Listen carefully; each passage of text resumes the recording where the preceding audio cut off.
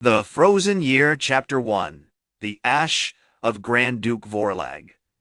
The wind in the obsidian wastes tasted of rust and regret. It scraped against the bone-white armor of Sergeant Kalen of the Clock Guard, a constant grating reminder of the endless frozen present. For 73 cycles, had lost meticulous count after the static solstice, the biting wind had been the same, the snow the same, the men of the Everwinter Empire the same, weary and perpetually locked in a futile dance of defense against the relentless gray advance of the Drought-Walkers. Kalen adjusted the pressure gauge on his chronometer, a meticulously crafted brass instrument that was more prayer than tool. It ticked with a maddening insistence, tick-tick, measuring a time that no longer moved, a time that felt utterly, fundamentally wrong. The clockwork mechanism was a fragile hold on sanity in a world that had forgotten how to flow. He wasn't alone. Around him, the skeletal remains of the Everwinter Guardmen, hardened by generations of bleak duty, huddled against the biting wind, sharpening their frost-steel blades on whetstones, their faces etched with a familiar despair. They were a people built for endurance, for stoicism, for a future that never arrived. Grand Duke Vorlag, their supreme commander, insisted on maintaining a rigid discipline, a desperate attempt to impose order on a reality determined to unravel. Sergeant, a voice gravelly with frostbite interrupted his calculations. It was Boren, a veteran beast-tamer, his face scarred and weathered beyond his apparent age, a side effect of the constant temporal distortions. Boren knelt beside a massive, shaggy beast wolf named Grimfang, one of the few creatures that hadn't succumbed to the static, its movements strangely fluid, almost aware of the broken time. "I've been tracking movement." "Unusual." "Unusual how?" Kalen asked, already anticipating the familiar litany of skirmishes, the endless, predictable attrition of men and steel. "Beyond the usual skirmishes, Sergeant," Boren said, his gaze fixed on the horizon. "There's a pattern. And there's a scent. Not of orc, not of frostbite. Something older." Boren's scent was a skill honed over decades, a subtle manipulation of the disrupted temporal fields that allowed him to detect a number. It had led them, repeatedly, to the crumbling border posts, to the desperate, pointless charges. But this felt different. They moved cautiously, Grimfang leading the way, its heightened senses acutely aware of the disrupted flow of time. They reached a shattered observation tower, overlooking the desolate plains where the war with the Drought-Walkers had raged for 73 cycles. The air here was thicker, heavier, and the unsettling scent was almost overpowering, a metallic tang mixed with something ancient and sickly sweet. Inside the tower, amidst the shattered glass and frozen snow, they found it a small, intricately carved wooden box, resting on a tarnished pedestal. Around it lay the residue of a recent altercation, a scattering of iridescent time files, pulsating with stolen life force, and the crisp, black fabric of a Grand Duke's uniform, stained with a substance that shimmered like captured starlight.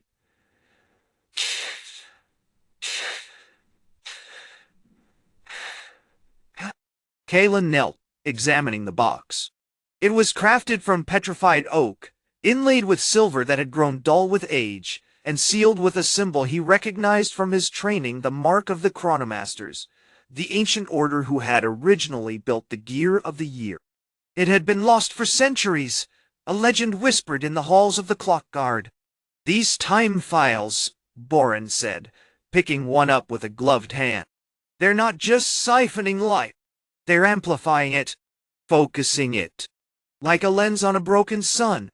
As he spoke, the air around them shimmered, and Kalen felt a sickening lurch in his stomach. The chronometer on his wrist went wild, spinning uncontrollably. He caught a glimpse of himself, distorted and wavering, as if he were flickering between moments in time. Suddenly a voice, smooth and chillingly detached, cut through the static. "Impressive, Clock Guard." You've uncovered a rather unfortunate oversight. Turning, Kalen saw him Grand Duke Vorlag, radiating an unnatural youthfulness, his eyes burning with an unsettling intensity. He wore a pristine silver uniform, untouched by the snow, and carried a staff crafted from a single pulsing time file. Behind him stood two clock guards, armed and alert, but their faces were vacant, their movements robotic. "Vorlag?" Kalen asked, his voice hoarse. "What are you doing here? And what is this?" He gestured to the box, to the time files. Vorlag smiled, a chilling, predatory expression. "Maintaining order, Sergeant. Ensuring the continuation of the war. And this, my dear clock guard, is simply a tool. A vital tool for achieving a certain objective." He gestured to a nearby table where two Orcish beast tamer, clad in scarred leather and adorned with tribal markings, stood beside a towering, frost-scaled Dracon, a creature even Grimfang seemed to instinctively avoid. One of the Orcs, Garak, a young warchief in all but name, offered Vorlag a small shimmering object. "Kinetic resonance, Grand Duke," Garak growled, his voice a guttural rumble. "Sufficient to keep the gears turning." Kalen understood then, with a sickening clarity, that the war wasn't about claiming territory, about honor, or even about survival. It was about something far more sinister. The Grand Duke, the Warchief, the Arch-Druid, they were all feeding off the very essence of their people, accelerating their own lives while condemning theirs to a perpetual, agonizing standstill. The ash of Grand Duke Vorlag wasn't a consequence of battle. It was the end result of meticulously orchestrated time manipulation. The war wasn't fought with swords, it was fought with stolen moments. Chapter 2. The Echo of Stolen Seconds. The silence in the Grand Duke's war tent. A vast, unnervingly clean space erected within the perpetually snow-swept valley, felt thick, laden with the residue of stolen years. Kalen, Garak, and the two clock guards, Lyra and Silas, remained motionless, stiff with the lingering effects of Vorlag's manipulation. The air itself seemed to shimmer with an unnatural stillness, a testament to the temporal distortions swirling around them. Vorlag, the Grand Duke, was a study in unsettling elegance. Headed aged decades in the last cycle, his face a network of fine lines etched by stolen time, yet his eyes retained a disconcerting youthful spark, a glint of cruel amusement. He wasn't a warrior, not in the traditional sense. He was a collector, a curator of stolen moments, meticulously crafting his own immortality while draining the lifeblood of his empire. "Impressive, isn't it?" Vorlag murmured, circling the table, examining the time files with a jeweler's eye. To observe a civilization slowly crumble, not through conquest, but through a deliberate, agonizing deceleration. The irony is exquisite. Lyra, the most seasoned of the clock guards, broke the silence, her voice clipped and precise. "You are consuming the life force of our soldiers, Grand Duke. Men who have fought for Everwinter for decades. Their deaths aren't victories, they are acts of monstrous theft." Vorlag chuckled, a brittle, unpleasant sound. "Sentiment, Sergeant. A luxury we can no longer afford. This isn't theft, it's investment. Each time file represents 1,000 years of strategic advantage. We are not simply delaying death, we are redirecting it." He tapped one of the shimmering spheres. "Imagine controlling the rate at which one's own body ages, becoming a temporal force. The possibilities are intoxicating." Suddenly, a low growl rumbled from the corner of the tent. The Draken, whom they'd tentatively nicknamed Frostfang, shifted, its massive head lowering, regarding Vorlag with an unnerving ancient intelligence. Garak, the Warchief, moved to soothe the beast, laying a hand on its scaled flank. "Relax, Frostfang. He's just discussing the finer points of accelerated aging." "The beast tamers are assisting you, aren't they?" Kalen asked, his hand instinctively resting on the hilt of his chronometer, a device capable of detecting temporal anomalies, using Frostfang's unique bioenergetic signature to amplify the effects of the time files? Vorlag considered this a pragmatic application of natural resources, Sergeant. Garrick and his tribe understand the delicate balance of kinetic energy. They've learned to harness it, to channel it, a skill sadly lacking in your rigidly structured military. Garrick bristled, his hand instinctively moving to the spiked wrist guard on his arm. My people understand the rhythms of the earth, Grand Duke. We understand the need to move to survive. You, however, are attempting to freeze it all. The tension in the tent escalated. Galen realized he was caught in a web of deceit, a carefully constructed reality built on stolen moments and manipulated perceptions. He remembered the reports had received, the accelerated aging of his colleagues, the unnerving stillness of the city guards, the unsettling lack of progression in their routines. It was all connected. The constant, grinding violence wasn't a strategic necessity, it was a deliberate act of sabotage, designed to generate the chaotic energy Vorlag needed. He turned to Silas, the other clock guard, who stood frozen, his face a mask of vacant confusion. "Silas, report," Kalen commanded, his voice sharp. Silas blinked, his movements jerky and disjointed. I don't understand. The chronometer, it's fluctuating wildly. There are echoes, fragments of moments, overlapping. It's overwhelming. Kalen understood. The temporal bubbles weren't just manipulating time, they were fracturing it, creating a chaotic cascade of temporal echoes. He needed proof, something concrete to expose Vorlag's treachery beyond the unsettling feeling in his gut. "Garrick," he said, his voice low and deliberate, "I want a full inventory of the time files. Every single one. And I want a complete analysis of Frostfang's bioenergetic readings. I want to know exactly how you're utilizing the Dracon's power." Vorlag's smile widened. "An intriguing request, Sergeant. Perhaps you're beginning to grasp the nuances of our operation. You're learning that control isn't about order, it's about understanding the currents of chaos. Tell me, Clockguard, do you believe you can resist the allure of a few extra years? A touch of extended life to savor the beauty of a world about to vanish?" Before Kalen could answer, a discordant shriek pierced the air. Lyra, her eyes wide with terror, pointed a trembling finger towards the tent flaps. "Movement! Outside!" The door burst open, revealing not soldiers, not orcs, but a contingent of Autumn-Pale Elves clad in flowing robes of silver and gray, carrying intricately carved staffs topped with glowing moonstones. Their faces were etched with a grim determination, reflecting the frozen despair of their people. "We've come for your leader." Their leader, a woman named Laron, stated coldly, "and for the truth."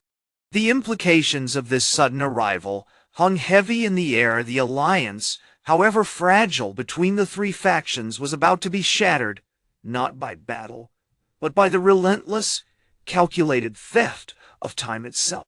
Chapter 3. The Echo of Loss. The arrival of the Autumn-Pale Elves wasn't a sudden eruption, but a slow, unsettling bleed of awareness.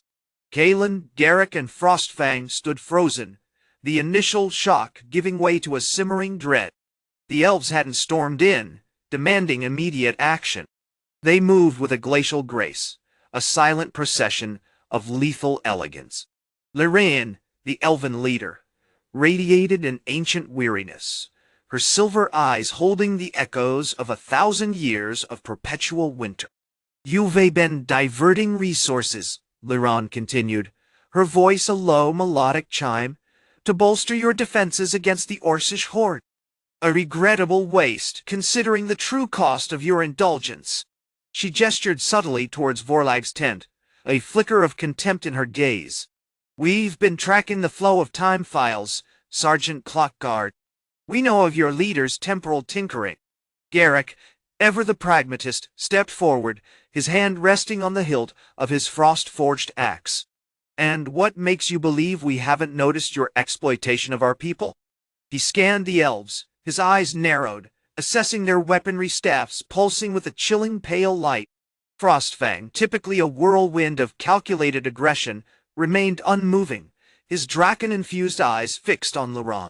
The beast's bioenergetic readings, typically a chaotic symphony of raw power, were now a disconcerting controlled hum, mirroring the elven leader's unnervingly calm demeanor. "The beauty of your operation, Clockguard," Lyran said, a hint of amusement in her voice, "is its sheer audacity. You believe you control the seasons, but you've only mastered the manipulation of moments. We, however, understand the true consequence, the erosion of time itself." She raised a hand, and a single staff emitted a pulse of light, bathing the tent in an ethereal glow. Suddenly the air thickened with a tangible sense of loss, a wave of disorientation, a phantom echo of memories not their own. The faces of the human soldiers in the tent blurred, fleeting images of laughter and grief superimposed over their current reality. It was a brutal demonstration of the elves' ability to leech time, not just from individuals, but from the very fabric of existence. "Your Grand Duke Vorlag," Liran stated, her voice gaining a chilling edge, "is a prime conduit for this temporal drain. He's not merely extending his life, he's feeding Aeon. The gear isn't a key to unlocking seasons, it's a prison, and Vorlag is willingly widening the bars." Kalen, his mind racing, pieced together the horrifying truth. The strategic alliances they'd been forging, the constant skirmishes, the ostensibly defensive maneuvers, it was all a carefully orchestrated dance of attrition, designed to accelerate the consumption of time. The Harvesters weren't driven by ambition for dominion, but by a sinister, fundamental need to satiate a slumbering horror. "You're saying Vorlag is actively feeding a parasite?" Garrick demanded, his voice laced with disbelief. "A creature that consumes time itself?" "Precisely," Liran confirmed. "Aeon the Devourer. A being of ancient malice, trapped within the gear for millennia. The war of the turning leaf isn't about seasons, it's about releasing him." Just then, a guttural roar shattered the tense silence. From the entrance of the tent, a hulking Orcish beast tamer, Grok, lumbered forward, his drakon, a colossal, obsidian-scaled beast, snarling violently. Had been monitoring Frostfang's bioenergetic readings and had come to a terrifying conclusion. "The Warchief has changed. He's pulsing with a rhythm I've never felt before. It's like a fractured heartbeat." Frostfang shifted, his draken mirroring his unease, unleashing a wave of raw energy that momentarily disrupted the elven magic. It was a desperate, instinctive response, a recognition of the altered state of their leader. "We knew you would be observant, Sergeant Clockguard," Liran said, her smile widening, revealing a flash of unnerving teeth. "The Warchief is not just fueling Aeon, he's becoming its vessel. His temporal bubble is amplified, channeling the stolen time directly into the gear's core." She raised her staff again, this time unleashing a concentrated blast of chilling energy that struck Vorlag's tent, disrupting the fragile stillness within. The air shimmered, and within the tent, the Grand Duke was visibly aging, his once robust physique shrinking, his movements becoming increasingly jerky, his eyes glazed with a horrifying, vacant knowledge. "It appears," Liran concluded, her voice devoid of emotion, "that the time has come to correct a grave error." With a final chilling gesture, she signaled her elves. The silver and gray warriors moved with frightening efficiency, their moonstone staffs pulsing with lethal energy, a silent wave of condemnation sweeping over the human and Orcish forces within the tent. The fragile alliance was broken, not by the clash of steel, but by the slow, agonizing theft of existence itself. Chapter 4. The Echo of Absence. The air in the Grand Duke's tent tasted of ash and stolen youth. Vorlag's tent, once a bastion of calculated strategy and simmering resentment, was now a tableau of decay, frozen in a moment of horrifying realization. The scent of rust dust, thick and acrid, clung to the plush furs, coating the maps and tactical diagrams in a shimmering corrosive film. The Grand Duke, reduced to a skeletal husk within the stolen bubble, was a testament to the harvester's ambition, a grotesque parody of the ruler he once was. Frostfang, his Drakenfrost, remained a brooding presence at the edge of the clearing, its obsidian scales reflecting the unnatural light cast by Lauren's staff. The beast tensed, a low rumble vibrating through its massive frame, sensing the growing instability within the tent, the straining of reality itself. Sergeant Clockguard, a wiry veteran of the Everwinter Guard, adjusted the chronometer strapped to his wrist, meticulously recording the fluctuations in the temporal field. The device, a marvel of intricate gears and crystalline matrices, pulsed with a frantic, unsettling rhythm. "The distortion is peaking," Clockguard reported, his voice strained. "The cycle within the Grand Duke's bubble is collapsing. It's feeding Aeon with raw potential." Liren didn't respond directly. Instead, she was orchestrating the final act, directing her elven warriors in a precise, agonizing demolition of the humans' temporal defenses. The silver-clad figures, their movements fluid and unnervingly silent, advanced with the deliberate grace of predators. Each staff strike wasn't a blow, meant to kill. It was a surgical excision, a draining of the stolen time that powered Vorlag's warped existence. "We are not seeking destruction, Clockguard." Liren's voice, amplified by the magical properties of her staff, resonated with a chilling elegance, but a restoration, a return to the natural order. The Orcish beast tamer, Torvin Stonehand, a mountain of scarred muscle and simmering fury, shifted uneasily. Had been a reluctant participant in this orchestrated massacre, his loyalty to the war chief tested to its breaking point. Yet, the raw power had witnessed, the almost palpable hunger emanating from the gear had forced a grudging acceptance. His massive, cybernetically enhanced Drakon, Cathar, a hulking beast of iron and bone, circled the periphery, a silent guardian against any unforeseen contingencies. "The flow is increasing," Torvin grunted, adjusting the controls on Cathar's bioregulator.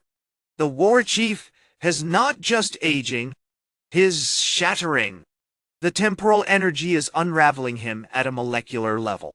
He watched with grim satisfaction as the war chief, reduced to a shimmering, unstable form within his own tent, desperately clawed at the air, a silent scream trapped within the collapsing echo of his stolen years.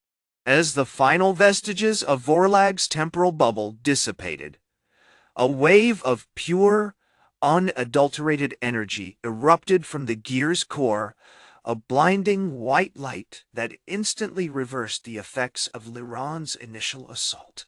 The Grand Duke, moments ago a decaying shell, solidified, his ravaged features slowly regaining their original strength. He blinked, confused, disoriented, a fragmented memory of accelerated aging flashing before his eyes. What happened?" he rasped, struggling to regain his composure. "The elves they attacked." Liren stepped forward, her moonstone staff radiating an icy calm. "You were a tool, Vorlag," she said, her voice soft yet laced with steel. "A puppet dancing to the tune of Aeon's hunger. Your efforts were a catastrophic failure, a needless waste of countless lives." The war chief, still regaining his equilibrium, let out a guttural roar of fury. "You dare interfere with my plans? You will pay for this treachery." But before he could unleash his wrath, a new tremor ran through the gear. The mechanism, already straining under the combined temporal energies, began to spin with increasing speed, emitting a high-pitched whine that resonated deep within their bones. Frostfang instinctively recoiled, shielding Clockguard with his massive form. "The synchronization is unstable," Clockguard shouted, frantically adjusting his chronometer. The temporal currents are colliding. The energy signature is shifting. The air shimmered again, and this time it wasn't Liran's magic. A faint, almost imperceptible ripple spread outwards from the gear, and Frostfang stiffened, his Draken's eyes widening in alarm. "I see it," he growled, his voice a low rumble. "Aeon isn't just awakening. It's listening." He raised his hand, unleashing a focused beam of raw energy, disrupting the swirling vortex of temporal energy around the gear, momentarily halting its rotation. "The Warchief is not just a vessel," Liran said, her eyes narrowed with a sudden, chilling realization. "Has a key. He's been unknowingly feeding Aeon with his own temporal signature all along. The Warchief's pulse, amplified by his stolen time, is creating a resonance, a gateway." The gear spun faster, the whine intensifying, and a dark, swirling vortex began to coalesce within the mechanism's heart, a dark echo of the serpent that threatened to consume them all. The true horror wasn't the physical manifestation of Aeon, but the insidious way it was slowly, inevitably, taking root in the very fabric of their reality. The war wasn't about controlling the gear, it was about providing the fuel. And they, the harvesters, had been consuming it all along.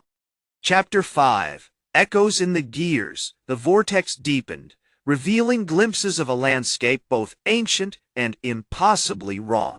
Jagged, clockwork mountains rose from a sea of solidified time, their peaks capped with rusted gears that spun with an unnatural grinding motion. The air thickened with the metallic tang of decay and the oppressive weight of frozen potential. Clockguard, despite his frantic adjustments, was losing the battle against the escalating temporal chaos. The chronometer on his wrist flickered erratically, displaying a cascade of fractured timestamps, moments from centuries past bleeding into the present. It's accelerating," he yelled, his voice strained. "The energy surge is feeding Aeon. We need to disrupt the flow, create a counter-resonance." He gestured wildly, activating a series of miniature chronometric disruptors strapped to his armor, each emitting a piercing whine that attempted to neutralize the chaotic pulses emanating from the gear. It was like throwing pebbles at a collapsing dam. Frostfang, utilizing his Draken's innate connection to the earth, was attempting a more direct approach. He planted his massive paws deep into the frozen ground around the gear, channeling the residual geothermal energy beneath the Icefang Plateau. "The earth resists," he roared, the ground shaking with each exertion. "Aeon is twisting the flow, corrupting the very essence of this place." He slammed his fist against the gear's casing, a shockwave of raw power momentarily freezing the vortex. But the damage was merely cosmetic. Liran, meanwhile, was moving with a terrifying grace, her eyes burning with an unsettling green intensity. She was no longer simply observing, she was weaving intricate spells, attempting to solidify the temporal distortions into manageable patterns. "The Warchief's pulse is acting as a siphon," she shouted, her voice laced with grim understanding. "It's not just a resonance, it's actively pulling Aeon's essence towards the gear." She began to chant in the ancient elven tongue, her fingers tracing glyphs of shimmering frost in the air. These weren't spells of offense, they were meticulous, painstakingly slow attempts to stabilize the chaos, to build a protective shell around the gear's core. Suddenly, a horrifying shriek tore through the air, not the whine of the gear, but a sound of pure, agonizing distortion. Frostfang staggered back, clutching his head, a crimson mist pouring from his eyes. "The resonance, it's amplified," he gasped, his voice riddled with pain. "The Warchief has aware." Through the swirling vortex, they caught a glimpse of the Warchief, Kargoth, standing before the gear. He was a towering figure of muscle and scarred hide, clad in blackened plate armor, his face a mask of chilling composure. But it wasn't the armor or the battle-hardened features that sent a chill through them. It was the subtly shifting geometry of his body. Sections of him seemed to flicker, to momentarily dissolve and reform, as if his own temporal signature was being used to power Aeon's awakening. His not merely sustaining it, Lyran hissed, her eyes wide with horror. His becoming it. As if confirming her words, Kargoth raised his hand, and a wave of dark energy pulsed outwards, slamming into Clockguard's chronometric disruptors, shattering them into useless fragments. He wasn't just feeding Aeon, he was actively manipulating the temporal field, turning it to his own advantage. "We've lost control," Frostfang growled, collapsing to his knees. "The earth is dying, and with it, the chance to contain Aeon." Just as despair threatened to consume them, a new sound emerged, the rhythmic clang of hammer against steel, emanating from a small shielded alcove within the gear's structure. It was Rylan, the elven sapling keeper, a figure they'd largely ignored in the frantic struggle. He was a young man, barely more than a boy, but his hands moved with a precision that belied his age.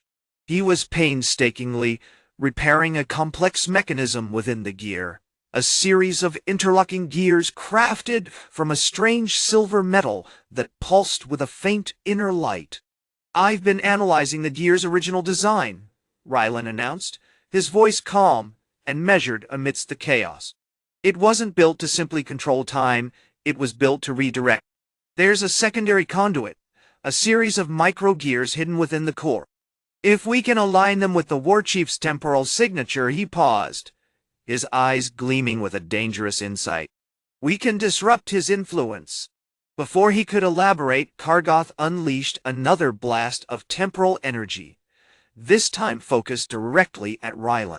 The sapling keeper deflected it with a shimmering shield of solidified winter bloom, but the force of the impact threw him against the gear, causing a cascade of sparks and a loud grinding noise.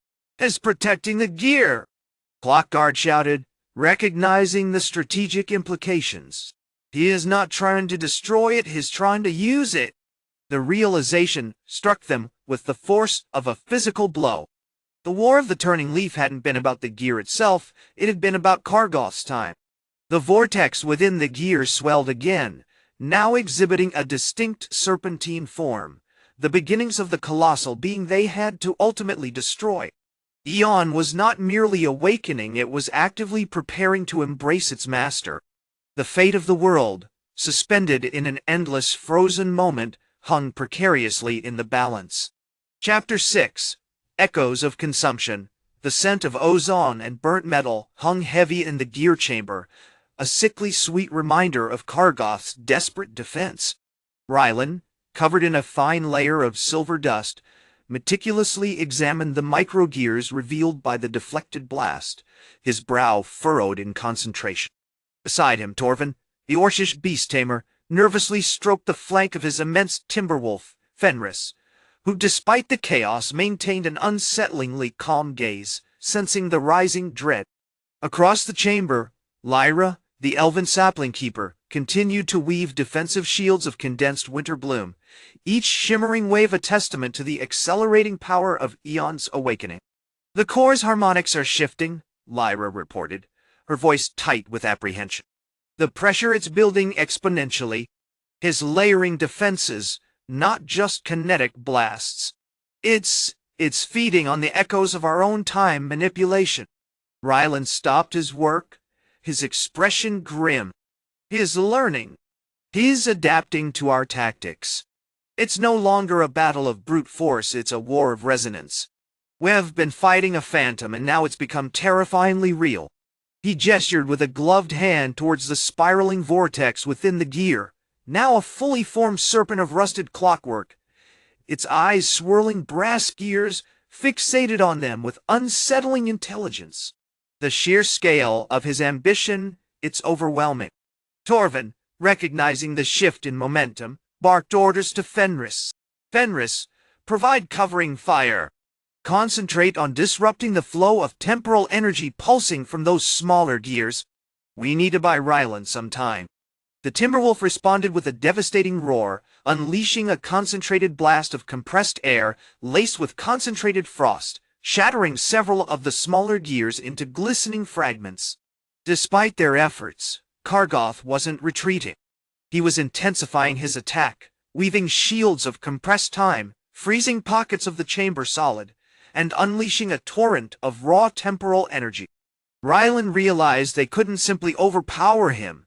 They needed to disrupt his control, to introduce a dissonance into his carefully constructed temporal architecture. "Lyra," he said, his voice urgent, "I need you to amplify the Witherbloom. Not to directly attack, but to create a resonance frequency, a key to unlock the instability within his signature." Lyra nodded, her eyes gleaming with renewed focus. She began to chant in the ancient tongue of the Autumn-Pale Elves, her hands moving with deliberate grace, weaving a complex spell. The air around her thickened with the scent of decay and frost, and the Winterbloom shields she conjured intensified, radiating an almost painful cold. As she chanted, the serpent gear began to shudder violently. The swirling gears within its core spun erratically, mirroring the chaotic energy Lyra was channeling.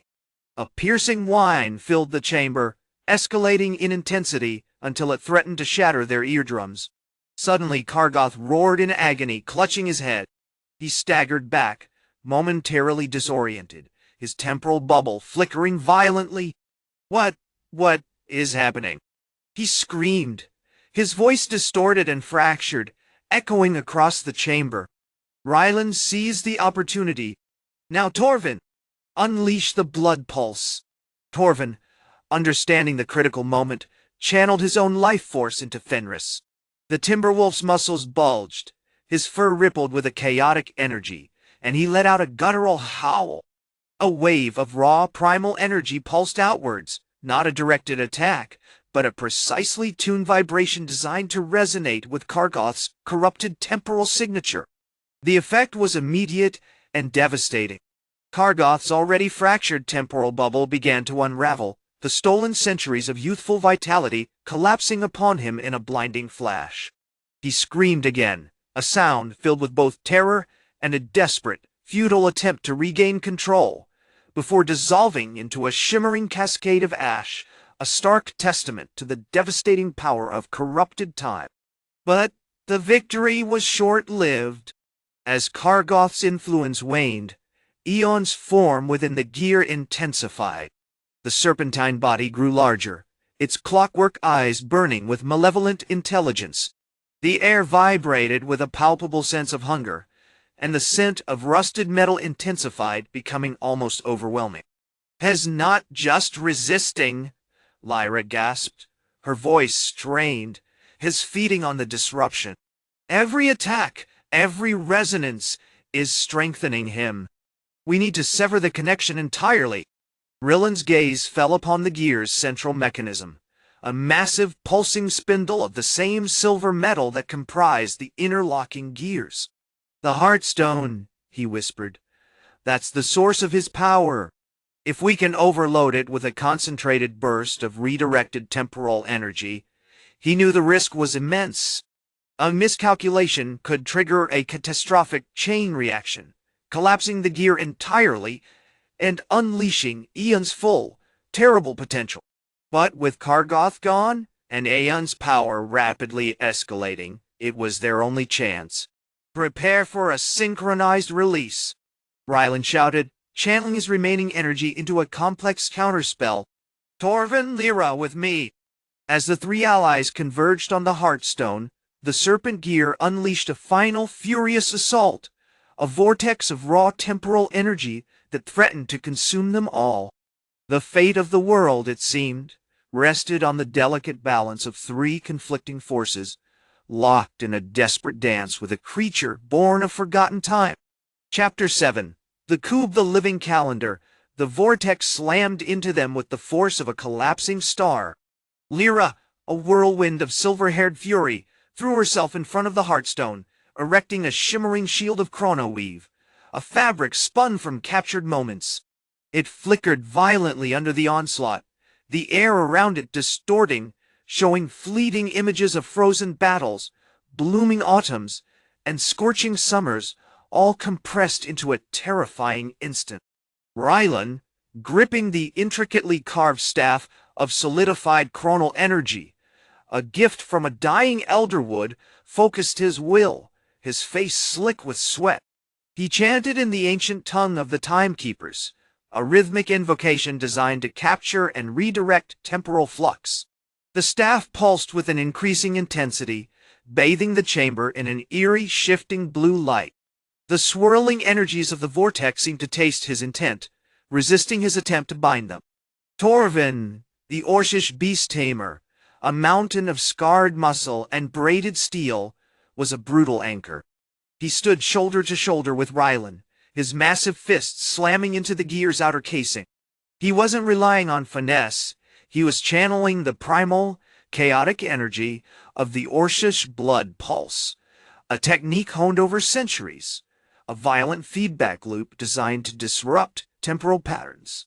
Each impact resonated with a jarring, almost painful hum, adding to the pressure on Rylan's spell. "It's too much!"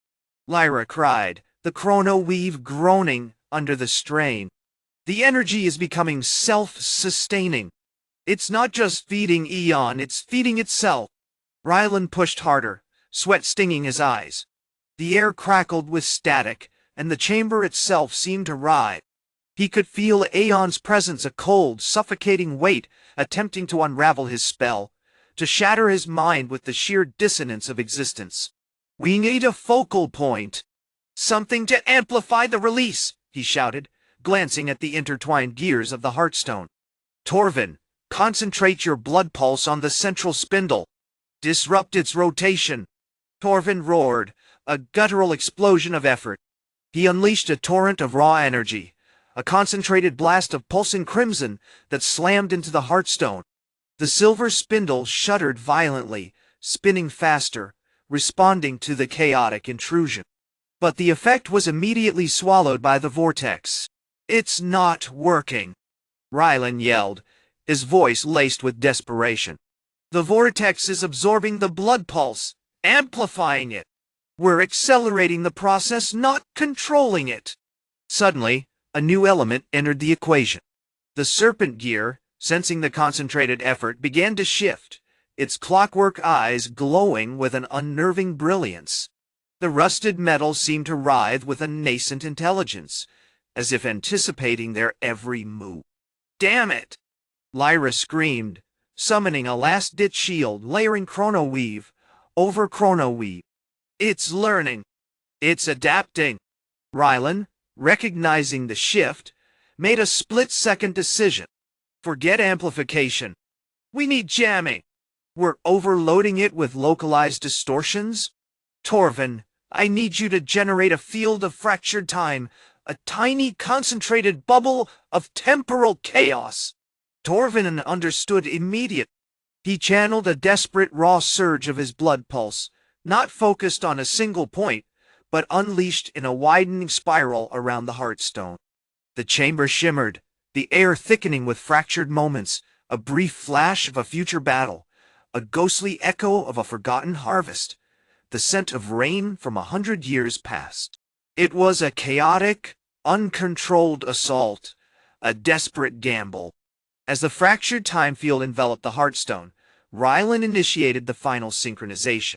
He poured the last of his energy into the staff, channeling a wave of pure temporal energy into the chaotic field. The effect was immediate and devastating. The vortex shuddered, stuttered, and then, with a silent implosion, collapsed in on itself. For a terrifying moment, there was only silence, broken only by their ragged breathing. Then, the Heartstone erupted in a blinding flash of white light. The serpent gear, deprived of its temporal source, began to unravel, its clockwork limbs seizing, its serpentine form dissolving into a rain of rusted sand and spinning gears. Aeon, the Devourer, hadn't been destroyed, but he had been contained, his power utterly neutralized. But the victory was fleeting. As the light faded, they realized what had happened. The Grand Duke, Grandmaster Silas, had arrived. Standing in the doorway, bathed in the fading light, was a man sculpted from ice and ambition. His skin was unnaturally smooth, his eyes held the chilling blue of a perpetual winter, and he wore the ornate armor of the Everwinter Legion, now radiating a palpable aura of control. "Impressive," Silas said, his voice smooth and devoid of warmth. "Such chaos, such ingenuity. But ultimately, you were puppets. And even the most elegant dance ends with a finale orchestrated by a single hand." He raised a hand, and the space around them solidified, trapping them within a shimmering temporal bubble, a miniature, frozen version of the War of the Turning Leaf, an endless loop of conflict and despair. The coup was premature. The real work has only just begun. Chapter 8. The Sculptor of Stillness. The shimmer intensified, the air thickening with the cold of 1,000 frozen seasons. The miniature war raged around us, a brutal ballet of steel and sorcery, repeating endlessly. Silas, our captor, observed it all with an unsettling detachment, a connoisseur of destruction. He was a predator, not driven by rage, but by a cold, calculated understanding of chaos. I, Kalen, clock guard of the Everwinter, felt the familiar ache of temporal displacement. My muscles moved sluggishly, my thoughts fragmented, as though wading through molasses. Beside me, Borak, the Orcish beast-tamer, snarled, his powerful frame rigid, locked in a perpetual state of agitation. He slammed his fist against the shimmering wall of our bubble, each impact echoing with a jarring dissonance within the looping battle. Across from us, Lyra, the elven sapling keeper, remained eerily calm, her pale fingers tracing intricate patterns in the frost that now coated the miniature battlefield. The rhythmic pulse of her magic, once a delicate symphony, was now a strangled whisper. "You anticipated the end of the gear," Silas stated, his voice resonating within the bubble, seemingly unaffected by our temporal prison. "You focused on Aeon, a monstrous parasitic echo. But the true threat lies not in what consumed the time, but in the lack of it." He took a step forward, the ice around him subtly shifting, his armor growing colder, more defying. The gear wasn't a key to unlocking the seasons. It was a containment, a meticulously crafted cage designed to prevent something far more insidious from reshaping reality. He gestured, and the miniature army shifted. Suddenly a legion of skeletal knights, clad in blackened steel, emerged from the swirling snow, their empty eyes fixated on us. They moved with a horrifying precision, not driven by battle lust, but by a cold, rote obedience. You see, the static solstice wasn't a random occurrence. It was a deliberate act, a perfected stillness, a state of absolute stagnation enforced by a power far older and more pervasive than Aeon. He smiled, a chillingly devoid expression. The harvesters weren't attempting to unlock a natural cycle, they were perfecting a prison. Borak roared, a sound that felt muffled, distorted by the temporal loop. "Explain yourself, human. What are you hiding?" Silas ignored the outburst. "I am the sculptor of stillness. For centuries, my order has maintained this equilibrium. The world is not meant to be a churning, chaotic mess of seasons. It is meant to be a statue, a masterpiece of frozen beauty." Lyra, breaking the silence for the first time, spoke with a voice laced with brittle sorrow. "You are manipulating the Heartstone. You are not merely holding time, you are withering it." She gestured to the miniature battlefield. "The constant conflict, the expenditure of kinetic energy. It's fueling your power, feeding your stillness." Silas' smile widened. "A perceptive observation, sapling keeper. You understand the core of my operation. The War of the Turning Leaf was merely a catalyst, a carefully orchestrated storm to accelerate the process. The exhaustion, the suffering, the erosion of ambition, it's all valuable raw material for shaping the future." He raised his hand again, and the miniature army advanced, crushing the brave, looping soldiers beneath their feet. Suddenly, a section of the bubble shimmered, and a single perfectly formed ice rose, a miniature replica of the gear of the year, spinning slowly, silently. "The Heartstone," Silas intoned, his blue eyes burning with a cold, terrible light. "It doesn't just hold time. It collects it. Every moment of conflict, every heartbeat of pain, every surge of magic, it flows into this stone, becoming part of its unchanging core. And I, with my mastery of temporal manipulation, am drawing it out, refining it, shaping it. Then he turned his attention directly to us, his gaze piercing.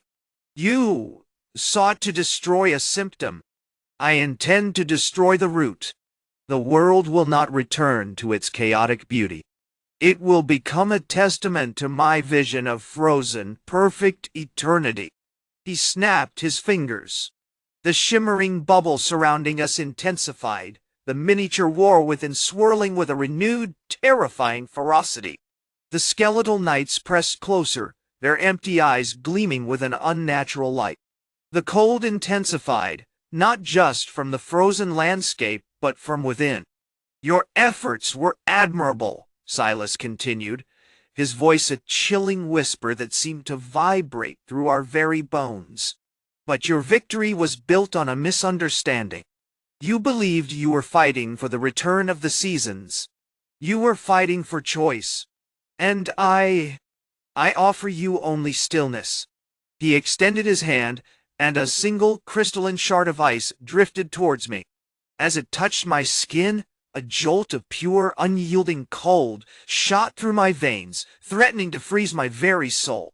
The loop continued, and I realized with a horrifying certainty that we were not trapped in a battle, we were trapped in a sculpture. And Silas was the artist. Chapter 9. The sculptors, Winter the Biting Wind, a constant, relentless sculptor, had begun to etch itself into my bones, a pale imitation of Silas' icy touch. The silence following the coup of the living calendar was almost as unsettling as the escalating war had been. The skeletal knights, once a terrifying wave, were now a meticulously arranged tableau, each movement frozen mid-strike, each empty eye a black mirror, reflecting the desolate landscape. The air thrummed with a strange crystalline resonance, a palpable echo of the manipulated time. Around me, Kale, the Orcish beast tamer, and Lyra, the elven sapling keeper, were undergoing their own excruciating adjustments. Kale, his massive frame still shuddering from the blood pulse, was slowly regaining solidity, though his movements were jerky, punctuated by spasms of uncontrolled adrenaline. His gray eyes, once brimming with primal fury, were now clouded with a dawning horror. "It's not finished," he rasped, his voice a guttural rumble. "The time it's still flowing through me. Just fractured." Lyra, on the other hand, was a statue of sorrow. The Witherbloom, designed to siphon her inherent connection to the seasonal cycles, had not just rendered her immobile, it had fundamentally altered her being. Her skin had taken on a frost-gray hue, her silver hair thickened into a brittle, icicle-like mass, and her eyes, once brimming with the melancholy beauty of autumn, were now empty, frozen pools reflecting the perpetually gray sky. She was beautiful, terrifyingly so, a living embodiment of eternal winter. Silas, predictably, remained a study in detached amusement. He stood before the gear of the year, a colossal stone monolith pulsating with trapped time, its surface a swirling vortex of fragmented moments. He wore a robe of woven starlight, shimmering with borrowed time, and his fingers, long and skeletal, traced patterns in the air, manipulating the energy radiating from the gear. "A fascinating display of instinctive heroism," he said, his voice a low, melodic hum. "You sought to break the chain, to introduce chaos into my creation. But chaos, my dear colleagues, is a crude, inefficient tool. Order, on the other hand, is absolute." He gestured towards the knights, now precisely arranged to guard the gear. "I have taken your battle, your struggle, and transformed it into something magnificent. A testament to the beauty of stagnation." Kale, recovering his speech, stepped forward, his massive hand gripping the haft of his salvaged axe. "You took our time, Silas. You stole our lives, forced us into this nightmare. You once simply stand there and admire your twisted masterpiece." Silas chuckled, a dry, brittle sound. "Sentimentality. Such a flawed human trait. You misunderstand. I didn't steal your time. I refined it. Your pain, your conflict, your struggles, they were impurities. I have collected them, compressed them, woven them into the very fabric of this reality. This gear isn't a mechanism for restoring the seasons, it's a crucible for eternity." He moved closer to the gear, and a thin, shimmering tendril of temporal energy snaked out, extending towards Lyra. She didn't resist. Her frozen eyes remained fixed on him, a silent plea for release that he ignored. The tendril wrapped around her, drawing her essence not violently, but with a gentle, relentless pull into the gear. As she faded, the frost gray of her skin deepened, and a single, perfect snowflake drifted from her fingertips, absorbed instantly by the stone. "Observe," Silas said, his voice gaining an almost triumphant edge. "The seasons are not lost. They are merely suspended. Within this space, within this cycle, we can endlessly explore the possibilities of existence. Each heartbeat, each breath, each thought a note in a timeless symphony." He turned back to us, his gaze unwavering. "You fought to return something. I fight to create something. And I assure you, the creation is far more compelling." He raised his hand and the skeletal knights shifted again, executing a complex, synchronized attack pattern that seemed to defy logic and physics. "The truth is," Silas continued, his voice dropping to a conspiratorial whisper, "Aeon the Devourer wasn't a parasite. He was a guardian. A prison. I merely completed his task. The gear's purpose isn't to release the seasons, but to perpetually contain the void. To ensure that chaos never, ever returns." He paused, allowing the implications to sink in. "And you, my friends, were not heroes. You were merely instruments. Useful instruments, admittedly, but instruments nonetheless.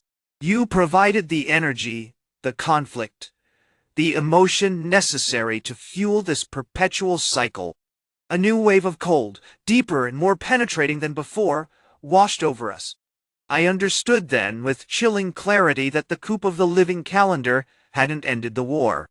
It had simply escalated it, turning us into unwilling components in Silas' grand, horrifying design. The frozen landscape wasn't a prison, it was his canvas, and we were the brushstrokes. "The loop continues," he said, a serene smile playing on his lips. "And this time, we're painting a masterpiece." Chapter 10. The Chromatic Echo, the Stillness. After Salas' revelation was a heavier thing than the ice that gripped the world.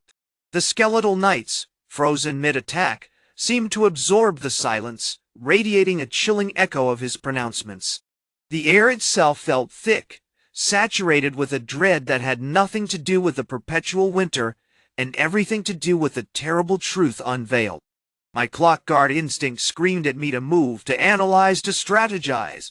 But Kalen, the Orcish beast-tamer, remained rooted to the spot, his massive frame a sculpted monument to stunned disbelief. Bryn, the elven sapling keeper, was the first to break the paralysis, her movements slow, deliberate, as if each step was a struggle against a rising tide of nausea.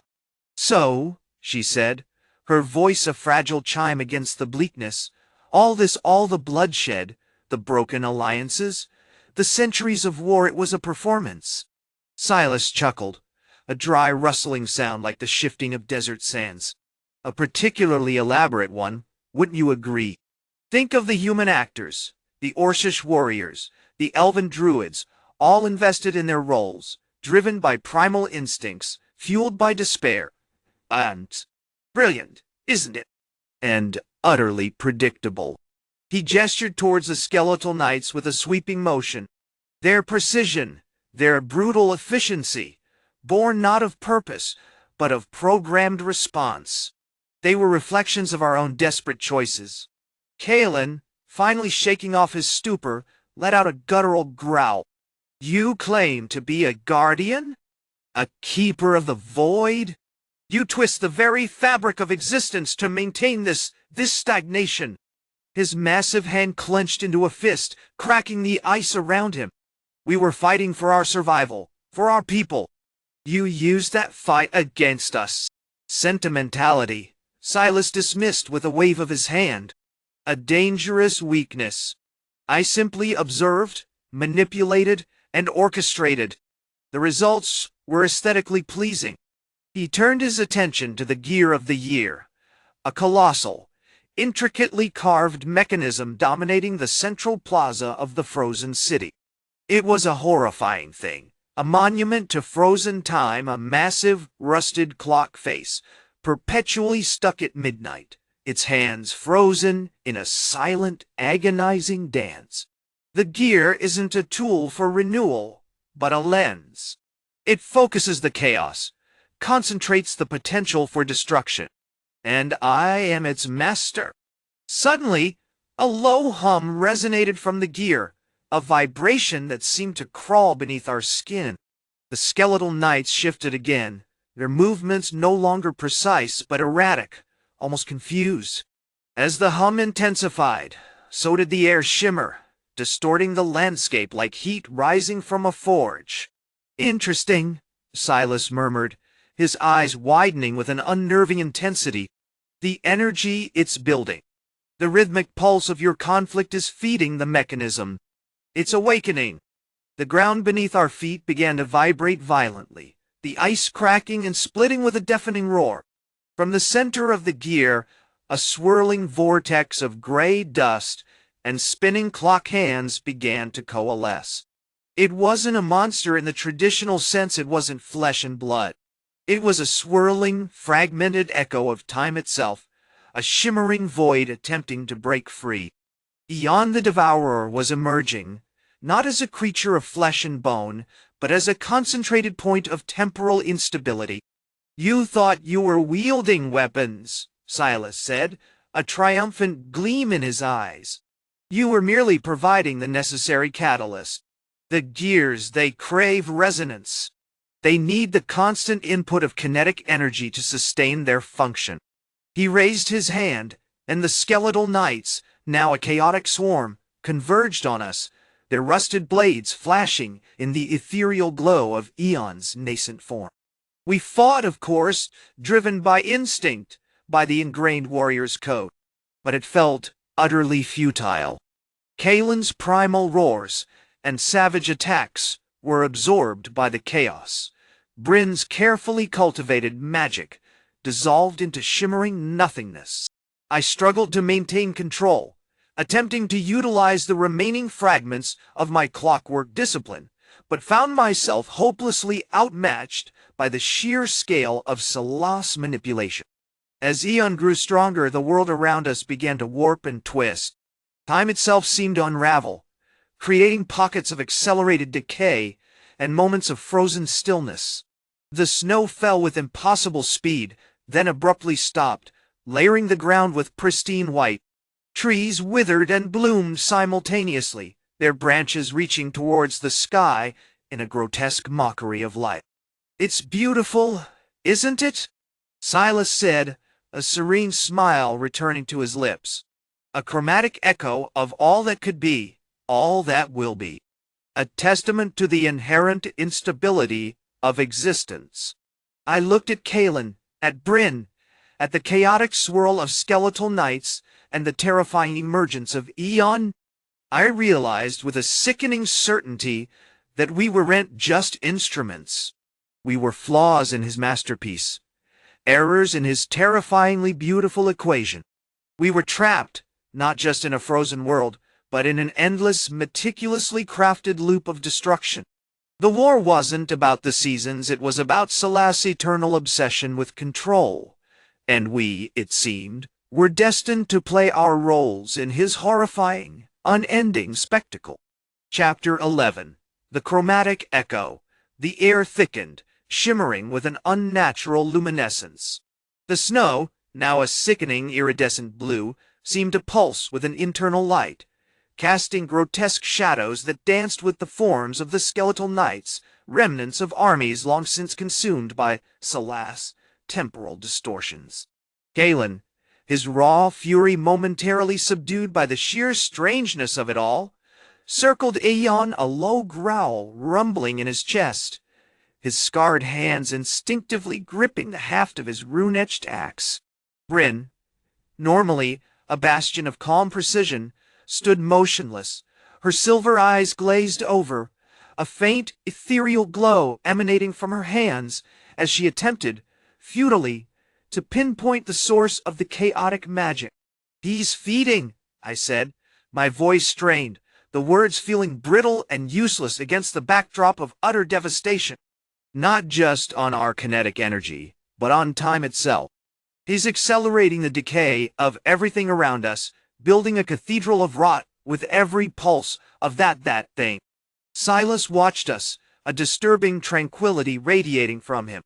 The temporal bubble that encased him wasn't shimmering with youth anymore, but rather pulsed with a sickly iridescent green, the color of stagnant time. He hadn't aged, not visibly, but the air around him felt thick with the weight of centuries, a chilling aura of profound, accumulated boredom. "You're resisting clock guard," he said, his voice a smooth, unsettling cadence. "A commendable, if ultimately pointless, exercise. The universe strives for equilibrium, for a perfect state of stagnation. Your attempts at control are merely delaying the inevitable." Suddenly the ground beneath us shuddered violently. A fissure, slick with the blue snow, opened in the frost-covered earth, revealing a glimpse of the core of the gear, a colossal, intricate mechanism crafted from obsidian and glowing brass, whirring with a desperate, frantic energy. It wasn't the warm, comforting pulse I'd glimpsed before. Now, it emitted a grating, dissonant rhythm, as if 1,000 clocks were simultaneously shattering. "His pulling," Bryn gasped, her voice laced with terror. "He's trying to unravel the gear itself." Without warning, a torrent of fragmented images flooded my mind, glimpses of civilizations rising and falling, of stars being born and extinguished, of epochs collapsing into nothingness, all condensed into a single, overwhelming moment. It was a sensory overload, a brutal onslaught of temporal paradoxes threatening to shatter my sanity. I stumbled, clutching my head, fighting to retain my grip on reality. "The cycle isn't meant to be taken," Kalen roared, launching himself at Silas, his axe a blur of motion.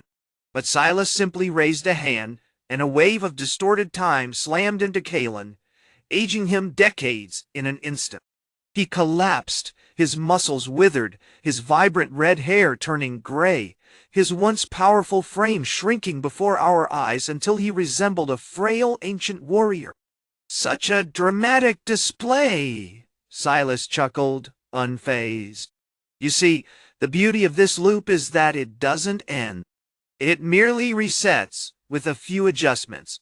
He gestured towards Bryn, who was now convulsing, her skin taking on a sickly gray hue. "Bryn," I shouted, rushing to her side. She was screaming not with pain, but with a chilling, detached sadness. "Don't you see? It's not about freezing the world, it's about freezing us. About trapping our potential, our memories, our very selves in an endless, agonizing present." As I reached for her, a shimmering silver chain materialized around her wrists, binding her to the Arch-Druid's frozen form. A wave of pure, glacial cold washed over us, intensifying the perpetual winter that had gripped the land. I realized, with a horrifying clarity, that Silas wasn't merely manipulating the environment, he was manipulating us, weaponizing our hopes, our fears, and our very essence. "The wither bloom is complete," Silas said, his voice laced with triumph. "The Arch-Druid's connection to the Autumn-Pale Elves, her burden of eternal winter, now flows directly into this vessel." He gestured to the gear, which was now pulsing with a dangerously bright light. It will sustain him, and by extension, us, for an eternity. Kalen, miraculously recovering from his accelerated aging, rose to his feet, his eyes burning with a renewed fury. He hefted his axe, preparing for a final, desperate confrontation. "This ends now, Silas," he growled. "We will not be your puppets." Silas merely smiled, a truly terrifying expression of absolute, unyielding control. "You misunderstand, Clock Guard. This isn't about endings. It's about beginnings. It's about creating a world perfectly calibrated to my desires. A world where I and I alone determine the tempo of existence. And soon," he added, his voice dropping to a chilling whisper, "you will learn that even a broken clock can tell the right time." Chapter 12. The Echo of Control.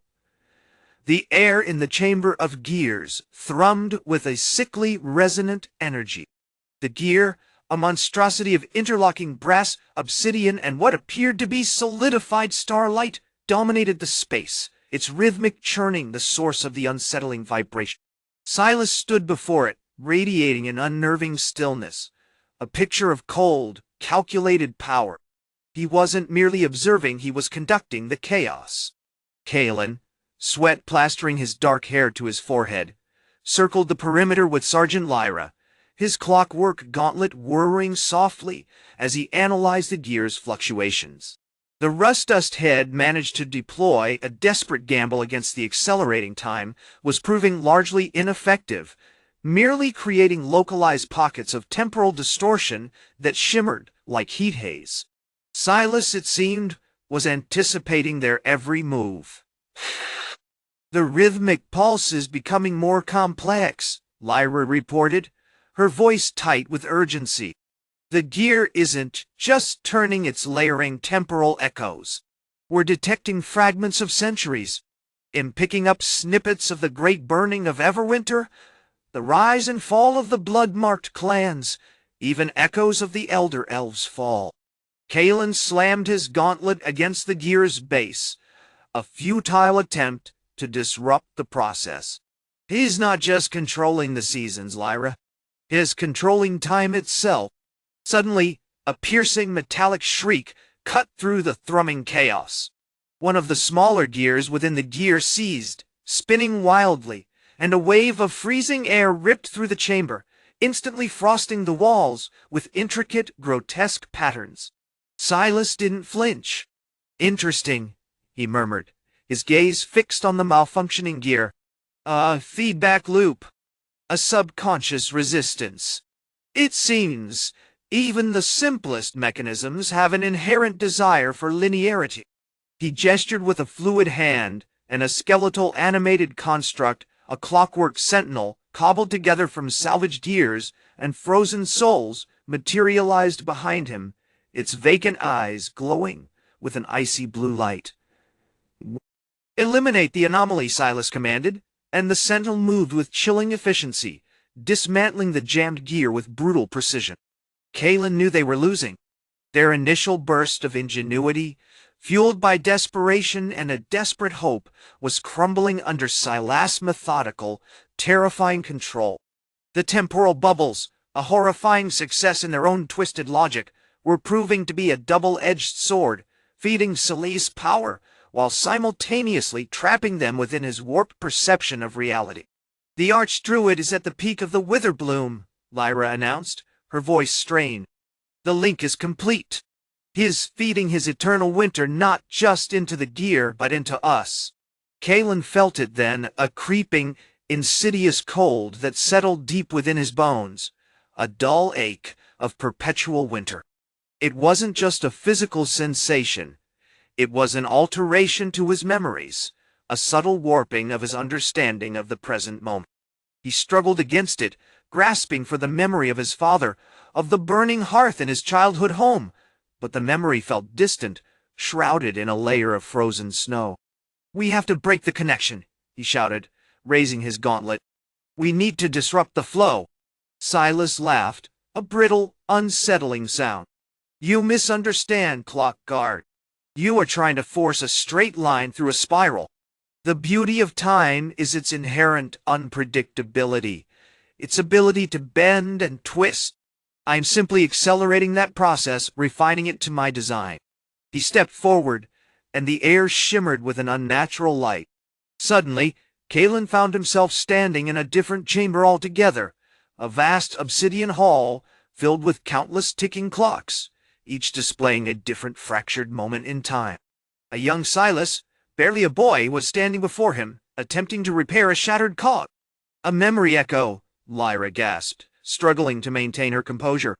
Is not just manipulating the gear, he's manipulating our memories? Silas' voice resonated around the hall, layered with the echoes of countless voices. I have observed you, Clock Guard. I have studied your ambitions, your regrets, your hopes, and I have found them wanting. He gestured, and a phantom army of rust-dust soldiers materialized, swarming towards Kalen. Kalen, battling the creeping cold and the disorientation of the memory echo, activated his gauntlet, unleashing a concentrated burst of chronal energy. It wasn't a weapon, not really. It was a desperate attempt to sever the connection, to break the cycle.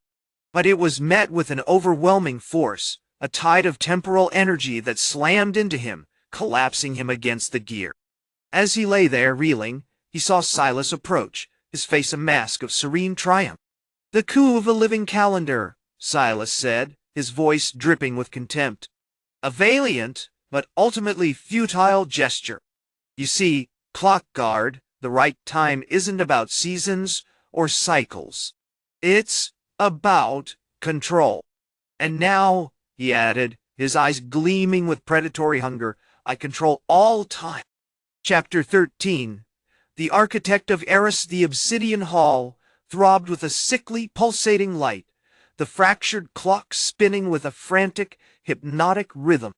Kalen's vision swam, the residual chronal energy burning like acid in his veins. He pushed himself upright, the cold of the chamber seeming to seep into his very bones. A colder, deeper chill than the perpetual winter of the Everwinter Empire. Around him, the phantom rust-dust soldiers continued their relentless advance, but they felt muted, like puppets dancing on invisible strings. Silas had mastered not just the manipulation of time, but the manipulation of perception itself. Lyra, her silver hair streaked with frost, was already analyzing the gear. It wasn't the monolithic, awe-inspiring machine they'd anticipated. It was a complex latticework of brass, steel, and pulsing, iridescent crystals, radiating in an unsettling warmth, despite the surrounding chill. Runes etched into its surface glowed with a sickly green light, pulsing in sync with the frantic ticks of the clocks. It's not just a mechanism, Kalen, she said, her voice strained. It's an amplifier. Silas is feeding off the stagnation, concentrating the lack of time and twisting it. Silas, meanwhile, was a study in unsettling composure.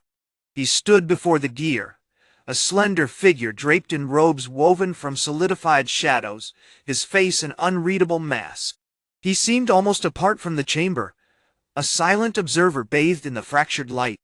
You cling to the archaic concept of fixing things, Clock Guard, he said, his voice smooth and devoid of inflection. Time isn't a broken clock to be wound. It's a canvas. And I am its architect. Suddenly, a low guttural growl echoed through the hall. From the shadows a hulking figure emerged, Borak, the Orcish beast-tamer, his scarred face a study in grim determination. He carried a modified warhammer, the head crafted from polished obsidian, interwoven with strands of pulsating chronal energy. He's amplifying the temporal distortions. Grand Duke, Borak rumbled, his voice thick with Orcish cadence. The gear is feeding him power, allowing him to rewrite. Kalen understood then. Silas wasn't just manipulating the war of the turning leaf. He was actively altering the very fabric of their reality, pulling threads of their memories, distorting their present, and shaping their future. The time files they'd discovered weren't simply stolen life force, they were fragments of their own timelines, harvested and consumed to fuel Salas' ambition. "We have to disrupt the flow," Kalen said, his hand instinctively gripping his gauntlet. "Sever the connection between him and the gear." "A valiant, but ultimately futile gesture," Silas' voice echoed, dripping with contempt. "You see, Clockguard, the right time isn't about seasons or cycles. It's about control. And now," he added, his eyes gleaming with predatory hunger, "I control all time." Just then, the floor beneath them began to shift, the obsidian tiles rearranging themselves into a dizzying spiral. From the depths of the hall, a shimmering projection materialized, a perfect replica of Grand Duke Morian, the arrogant, power-hungry leader of the Everwinter Empire. But this Morian was different. He was younger, leaner, radiating an almost unsettling confidence.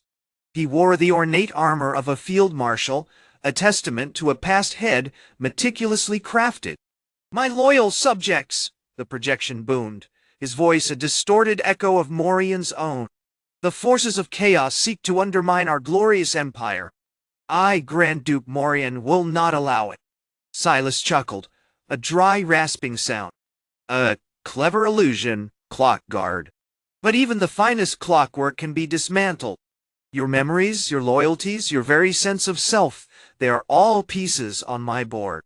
Before Kalen could react, Borak launched himself forward, smashing his obsidian hammer against the projection.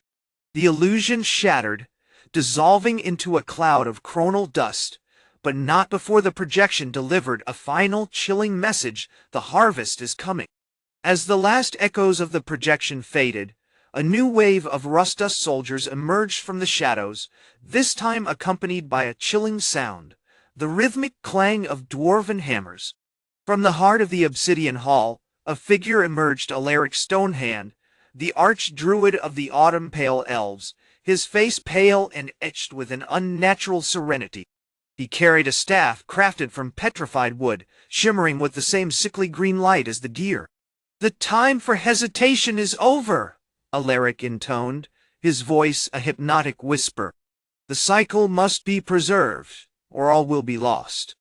Kalen realized with a sickening certainty that Silas hadn't just stolen time, had stolen their agency, their ability to choose their own fate. The coup of the living calendar wasn't about fixing the world, it was about becoming its master. And as the relentless tide of temporal soldiers crashed against them, he knew that the final act of their desperate struggle had begun, a desperate race against a mind that had rewritten the very laws of existence. Chapter 14. Echoes of the Stonehand. The obsidian hall pulsed with a malevolent energy, a throbbing dissonance born from the warped flow of time. Kalen, along with Lyra, the Orcish beast tamer, and Phelan, the elven sapling keeper, were trapped in a cage of shattered illusion and relentless assault. The rust-dust soldiers, once shimmering specters, now solidified into grim, metallic forms, their movements unnervingly precise. Borak's initial defiance had been brutally extinguished, and the sheer volume of chronal dust left the air thick with the phantom scents of vanished years, the metallic tang of ancient battlefields, the wood smoke of long-dead hearths, a whisper of something profoundly wrong. "The harvest is coming," Alaric's words, still echoing in Kalen's mind, were no longer a projection. They were a tangible threat. Alaric's presence commanded a chilling order, radiating an unsettling calm that seemed to suck the warmth from the room. He moved with an unnerving fluidity, the petrified wood staff humming with a low, insistent vibration as he surveyed the battlefield, his silver eyes, unnaturally bright, scrutinizing them with unsettling intensity. "You play a foolish game, Clockguard," Alaric continued, his voice devoid of emotion. "You cling to a belief in free will, a concept utterly irrelevant in the face of the cycle's necessity. The world requires balance. It demands order. And you, with your fragmented timeline, represent chaos. Lyra, a whirlwind of muscle and fury despite the constant drain of stolen time, roared a challenge, unleashing a torrent of pulverized stone and primal energy.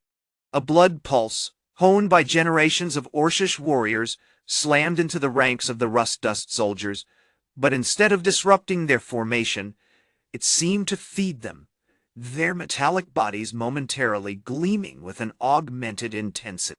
Alaric merely raised a hand, and a wave of chronal energy deflected the pulse, momentarily freezing Lyra mid-strike, a ghostly echo of her furious movements suspended in the distorted air. Phelan, ever the picture of stoic resolve, attempted to weave a Witherbloom spell, a desperate attempt to leech the temporal energy fueling Alaric's influence. He focused, channeling the essence of the ancient forests, but the spell sputtered and died, choked by the overwhelming concentration of chronal power radiating from the Arch-Druid's staff. Alaric countered with a flick of his wrist, and a frost-laden tendril snaked out, wrapping around Phelan's arm, a shimmering blue that rapidly stole the warmth from his skin. He gasped, his youthful vitality visibly draining away, replaced by a chilling stillness. "Your attempts are admirable, sapling keeper," Alaric said, a flicker of something almost akin to amusement in his eyes. "But you are fighting a current far stronger than yourself. The cycle isn't broken, it's being refined. Your people have spent millennia preserving the frozen autumn, and for good reason. It is a necessary state." Kalen, dodging a volley of chronal shards, realized the terrifying truth. Alaric wasn't simply defending the cycle, he was enhancing it, using their stolen time to manipulate the very fabric of reality. The dwarven hammers, he noticed with a sickening clarity, weren't merely supporting the assault. They were meticulously adjusting the gear's mechanisms, feeding it with precisely calibrated bursts of kinetic energy, a horrifying act of temporal engineering. "Silas," Kalen hissed, his hand instinctively reaching for the chronal dampener strapped to his wrist. He wasn't just manipulating time. He was building a key. Suddenly, the floor beneath them shuddered. A low grinding groan resonated through the hall, growing in intensity until it felt like the very foundations of the world were tearing apart.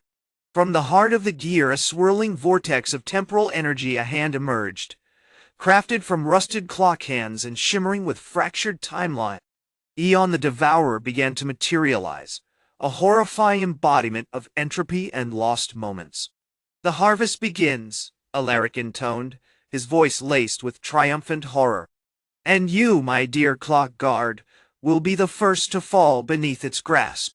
As Aeon's form solidified, a wave of temporal distortion washed over the hall, accelerating and decelerating the flow of time around them in unpredictable bursts.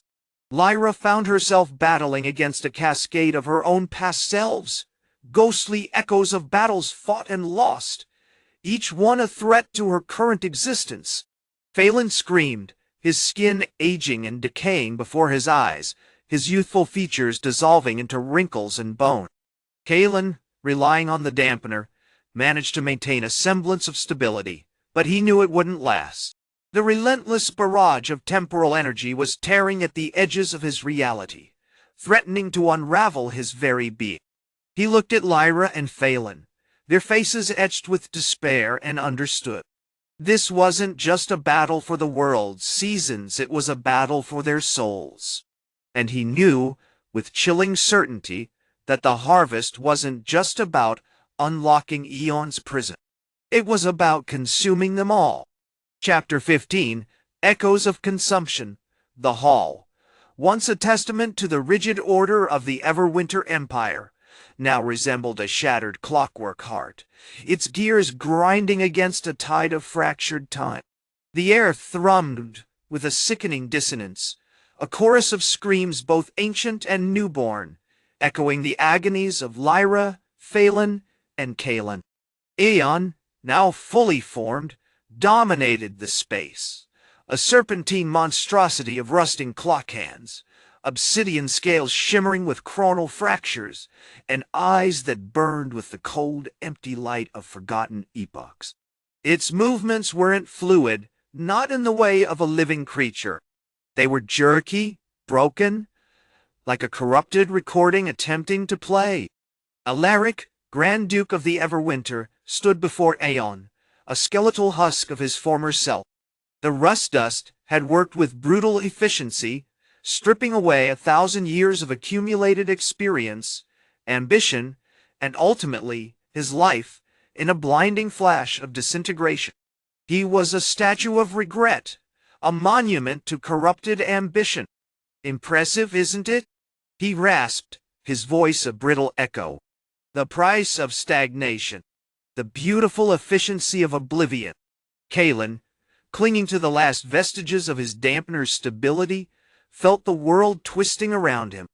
Had managed to slow the temporal cascade, creating a small pocket of normalcy, but the effort was a constant, agonizing strain. Sweat plastered his dark hair to his forehead, and his hands trembled violently as he adjusted the intricate runes carved into the dampener's casing. "You're a parasite, Alaric," he shouted, his voice strained, feeding on the very fabric of time. "You can't simply control it, you consume it." Phelan, his skin clinging to the brink of decay, was a terrifying spectacle. He fought a losing battle against the accelerating decay. The echoes of his past selves, a youthful warrior, a grizzled veteran, a frail old man colliding with him in a chaotic vortex. A spectral hand reached out, attempting to pull him into a memory of a failed ambush, while another clawed at the raw wound of a past defeat. "Stop it!" he screamed, a primal howl lost in the temporal storm. This isn't living." Aeon, seemingly amused by their turmoil, shifted its attention to Lyra. She was the most resilient, her clock guard training providing a rudimentary understanding of temporal mechanics. But even her defenses were crumbling. The ghosts weren't attacking her directly, they were drowning her in the torrent of possibilities. The countless paths her life could have taken, the regrets she carried, amplified 1,000-fold. "You see, little clock guard," Aeon hissed, its voice a grinding chorus of gears, "time is not a river. It is a vast, endless ocean of potential. And I am the kraken at the bottom, pulling all those possibilities into the darkness." Suddenly, a flicker of movement. From the shadows near the hall's western wall, a figure emerged. Torvin Stonehand, an orc beast tamer, his face grim with determination. He carried a pulsating sphere of obsidian, pulsing with a sickly violet light, a blood pulse, carefully crafted to resonate with the stolen temporal energy, siphoned from the Warchief, Vorlag the Grim. "The Warchief is feeding into it," Torvin bellowed, his voice surprisingly strong. "The synchronization is complete. Vorlag's time is now a weapon against this clockwork horror." As he spoke, Vorlag's form began to ripple, becoming unstable. His features blurred, his movements became jerky and erratic. And then, with a final horrifying shudder, his body ceased to exist, leaving only a swirling vortex of temporal energy. It wasn't death, it was a horrifying absorption. Vorlag's life force and, crucially, his manipulated time, feeding directly into Aeon. The effect was immediate. The hall's temporal instability intensified, and a wave of nausea washed over Kalen.